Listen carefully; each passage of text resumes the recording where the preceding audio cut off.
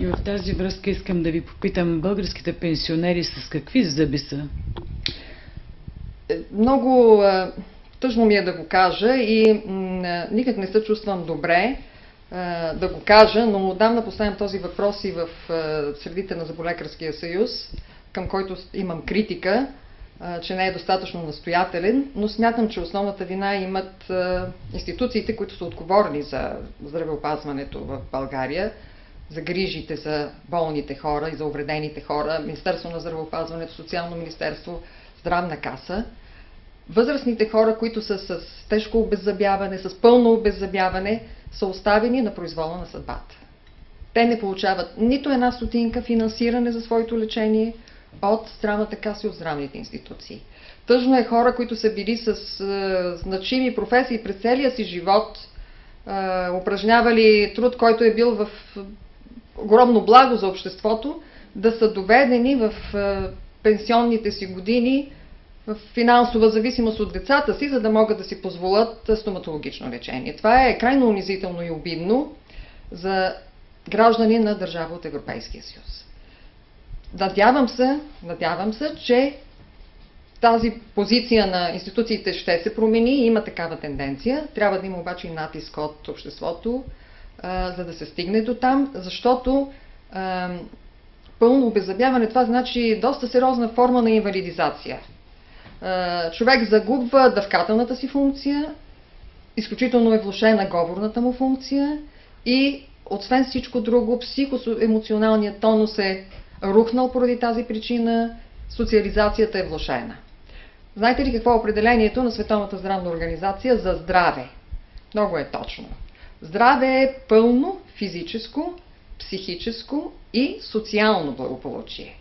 Значи, един човек може да няма никакви заболявания, да няма никакви психически отклонения, но ако той е дискриминиран по някакъв начин, ако живее в тежка бедност, ако е социално отхвърлен, той не може да бъде наречен здрав.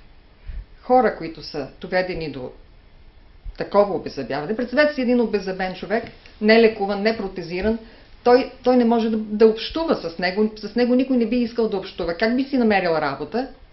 Как би продължил живота му? Пенсионната възраст нараства непрестанно.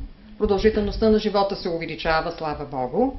Така че този проблем е много ключов. Той е жизнено важен проблем. Той не е проблем на каприз, проблем само на естетически изисквания и така нататък. Ясно ми е, разбира се, че и не го очаквам, че Здравната каса ще бъде в състояние, защото и никъде не е така по света, да финансира високотехнологичните протезни конструкции. Защото те наистина са много скъпи.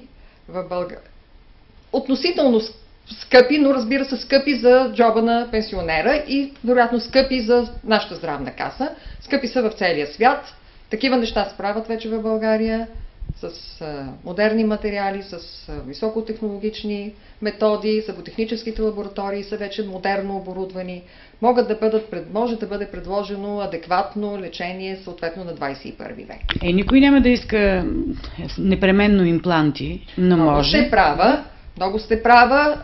Ако човек иска и може да си го позволи, науката напредна и опита се увеличи много през годините, успехите се увеличиха, така че това е алтернативна форма на лечение, която, слава Богу, я има и в много случаи помага. Но ние говорим тук за екзистенц минимума, за една обикновена, снемаема плакова протеза, както ние наричаме на наш професионален език, която ще доведе до пълна рехабилитация на съзъбието на увредения човек, ще го ресоциализира. Като се подобри естетическия му вид, така е. Категорично. Иначе самочувствието е смутено, мимиката е нарушена, просто всякаква форма на общуване е много засегната, защото това е най-видимата част от човешкото тяло. И вашата позиция каква е конкретно? Моята позиция е, че в новия рамков договор на Здравната каса трябва да се помисли задължително за финансиране, може и да е частично, може да не е на пълната стойност на една плакова протеза, която да възстанови най-тежко увредените болни, на 3 години или на 5 години. Това ще бъде напълно достатъчно, за да могат хората в най-нисък социален статус да получат адекватно лечение. Никак не ми се иска нашите възрастни хора да изглеждат не като граждани на Европейския съюз, а да изглеждат като граждани, като жители на една бананова република. Това е обидно и за нас, лекарите, и за цялото общество.